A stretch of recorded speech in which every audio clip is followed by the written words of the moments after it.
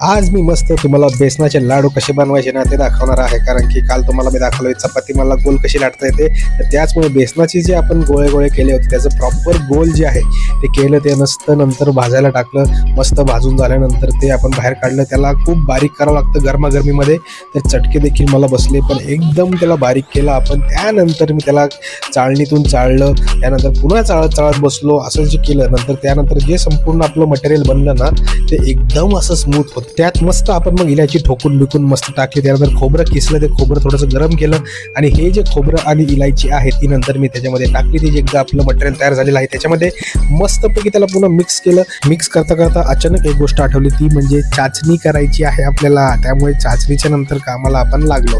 अर्धा किलोचे आपण लाडू बनवले होते, म्हणून फक्त अर्धा किलोच्याच साखरेचा आपण पाक बनवला. त्यानंतर मस्तपैकी तो जो पाक आपण बनवलेला आहे त्याच्यामध्ये मस्त सगळं आपलं जे पीठ आहे मग असं स्मूथ स्मूथ ते टाकलं. त्याच्यानंतर एकदम मस्त त्याला मिक्स केलं. त्यानंतर लाडू बनवायला सुरुवात केली. मस्त गोल गोल गोल गोल असे लाडू बनवले आहेत. त्यानंतर मस्तपैकी जे आहे ते आनंद मला झाला, कारण की एवढे जास्त कष्ट करून आपण फळ